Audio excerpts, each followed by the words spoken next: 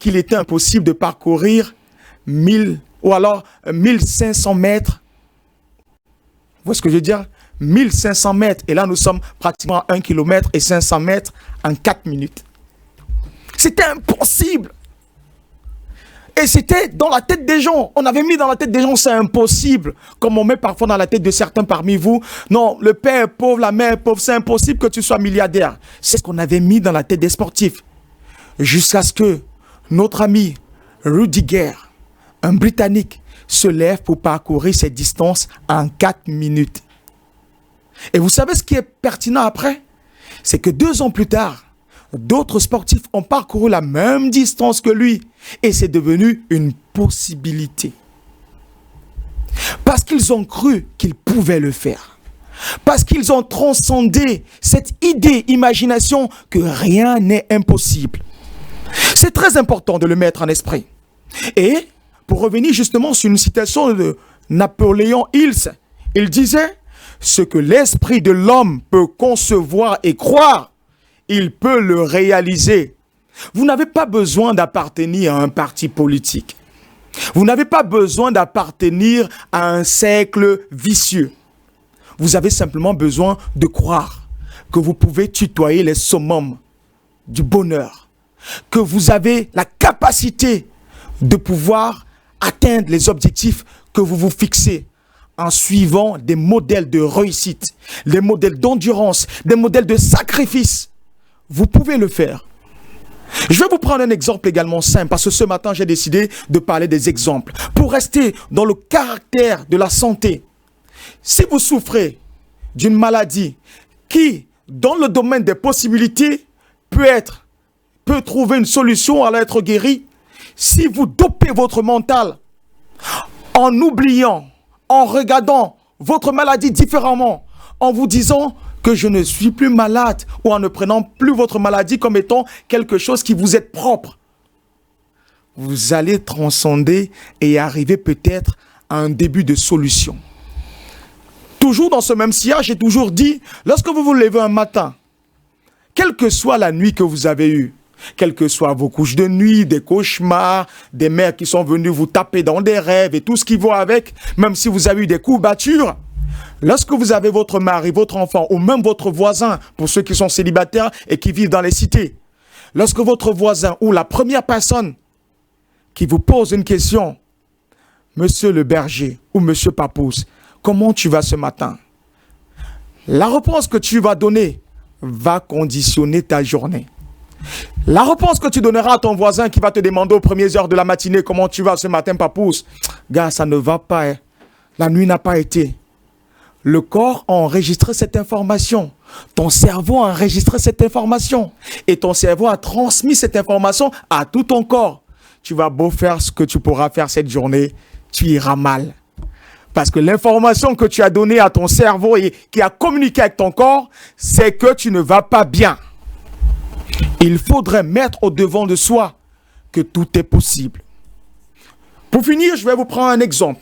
Toujours pour rester dans le domaine de la médecine.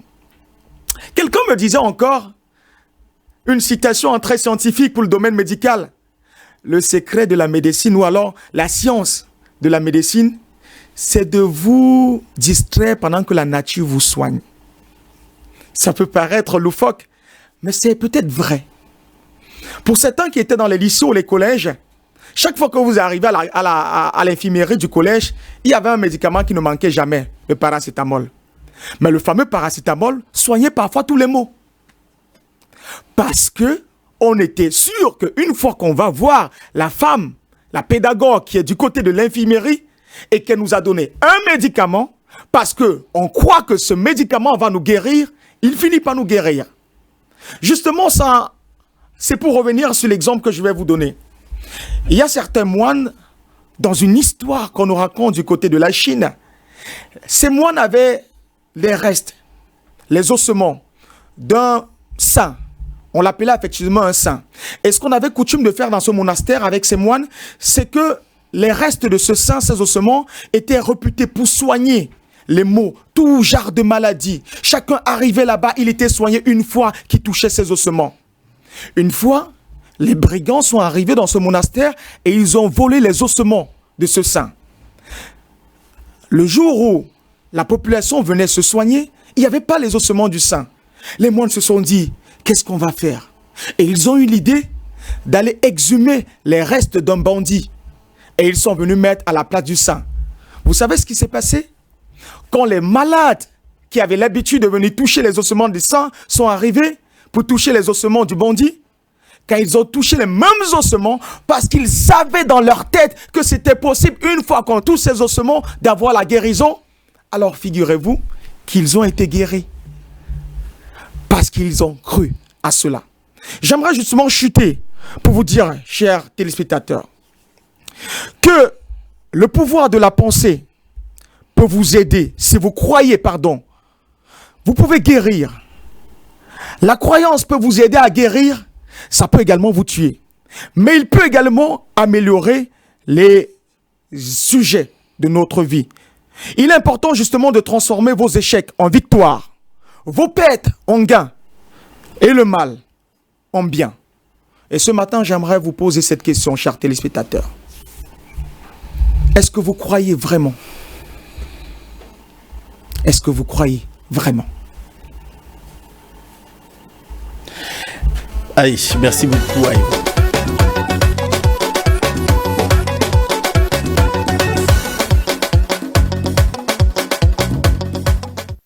C'est ton attitude qui va donc déterminer ton altitude. Voilà ce que j'ai pu retenir de cette piqûre de motivation alors que nous sommes arrivés au terme de notre programme. Et puis, t'es demandé pour sortir, déjà dire merci au berger d'être passé ce matin. Ah, c'est moi qui vous remercie. Vraiment, c'est gentil de m'avoir invité. Et j'ai passé un très bon moment en votre compagnie. Et j'ai même pas vu le temps passer. Moi, j'aimerais demander comme ça, le berger, à quand une soirée pour nous conter des histoires en tant que griot? C'est une soirée là. Oui. À quand? C'est organisons. Voilà, parlons-en tout à l'heure, essayons de voir avec les différents programmes de chacun. Ouais. Bon, le berger, laisse-moi seulement comme ça, le clip, forcément, il est attendu. Hein. Oui, il est, en ce moment, nous sommes en train de travailler sur le clip, on va le tourner d'un moment à l'autre. Okay. On a déjà commencé à faire le travail que j'ai élucidé. Lorsqu'on doit faire un clip, donc voilà, pour très très bientôt, en fait, vous l'aurez. Mais le clip déjà lyrique que nous avons fait avec des performances de danse, lui, je crois que dans une semaine, il va être disponible. Quels sont les sites qui sont retenus pour le vidéogramme? Là, on est sur Yaoundé, on a des sites qu'on a vus sur Yaoundé. On a des sites ici à Douala. Il y a des sites au nord, donc on est encore en train de voir sur les possibilités et tout. Parce qu'on devait le faire avant, mais avec le jeûne du mois de Ramadan, on ne peut pas aller tourner des clips dans le nord. Clair. Parce que voilà, c'est pas bien. Ok, merci beaucoup. Merci Nadine. Merci à toi Charles et merci à vous à la maison. Merci à vous chers messieurs. Merci Charles Fisch et peut-être une petite piqûre au berger. Ton nom là c'est souvent compliqué, on est obligé de mettre le berger musicien pour te trouver. Par exemple, on tape YouTube le berger, on nous sort les bergers. Hein? Même les chiens. Oui. Merci Ali Baba. Merci à vous chers fils, merci à tout le monde et merci surtout au berger de ce partage. Merci à vous chers téléspectateurs et merci d'avoir passé ces moments en notre compagnie. Restez en compagnie justement des programmes de DBS Télévision. Et puis retrouvons-nous demain pour le même plaisir. Allez, bonjour et puis bonne journée et bon début de semaine à vous. Au revoir.